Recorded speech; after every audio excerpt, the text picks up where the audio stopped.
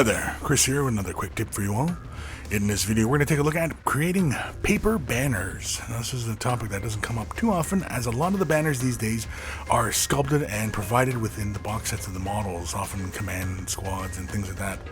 But then some of us also want to have a custom banner, and so for that, you can typically take your paper that's straight out of the printer. As you can see here, this is just a regular 8x10 sheet of paper that would go into your printer. There's really no special brands you really need. It's not like you need rice paper or any kind of specialty paper like that. And you simply just lay out your flag design, and you can begin painting or even using inks and such to fill in your design and create your masterpiece, as it were. Again, you can see here I'm just simply using a ballpoint pen and just basically laid out the rough shape of everything. And basically I could either continue on using inks in this fashion, or I could go and switch to something like Citadel paints, or even just regular, acrylic paints and things like that. Another one to consider using as far as like what kind of paper, you could also use cardstock.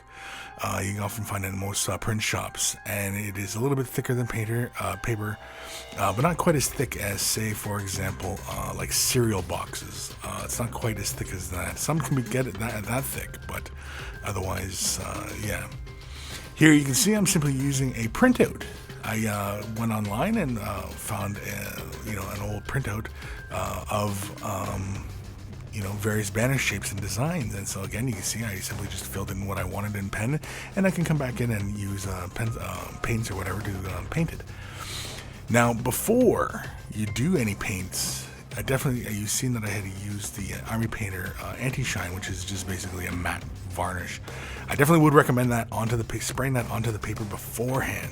As you can see here now, I've not treated this paper with the varnish spray. And you can use Ard Coat, or not Ard Coat, Purity Seal from Citadel, or any other clear acrylic sealant on the paper beforehand. You can see here as I lay second layer of paint down, you can see how the paper is already really warping and acting like paper would under wet paint.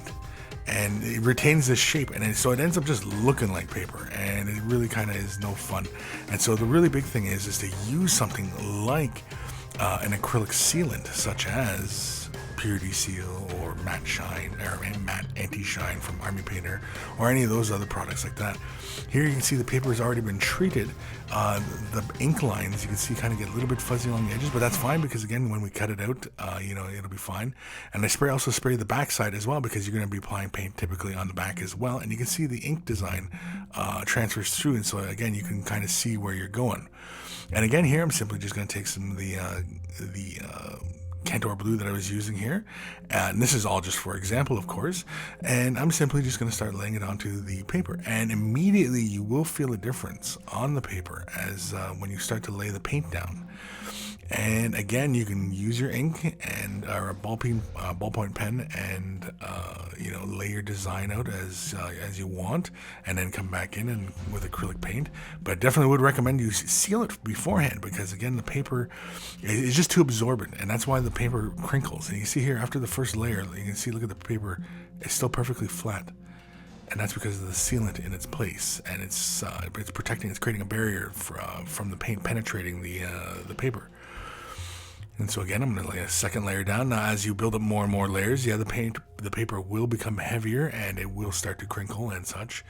But again, if you're working in thinner colors, if you're doing something kind of really kind of a masterpiece, kind of watercolor kind of design, you can do something like that. It doesn't have to be just these hard, bold kind of colors like you'd find on Space Marines or whatever. You could find, like an Eldar banner that has, a watercolor kind of pattern to it. And you can see there's just a little bit of warpage, but otherwise it's fine.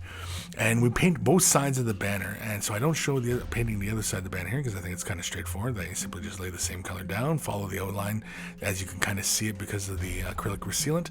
And with either an X-Acto blade or scissors, we just can come in and cut the design out from the rest of the paper.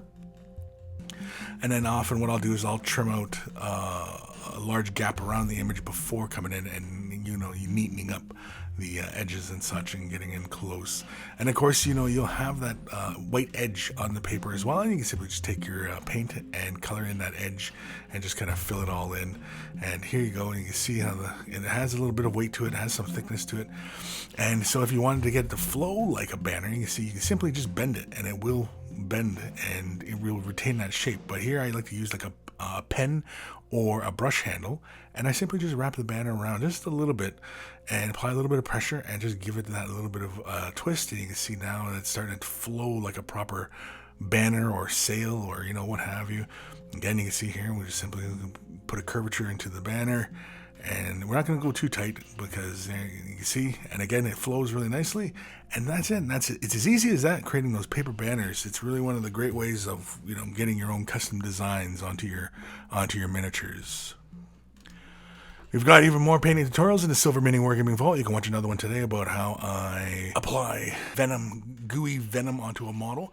Just click on the link in the video description below to watch it right now. If you don't have MiniWarGaming Vault membership, you can click on the link, sign up for a free 7-day trial. Make sure you get the Silver membership so you get access to all the painting tutorials, and you get instant access to over 1,000 painting tutorials already in the vault. And so thank you for watching, and happy wargaming.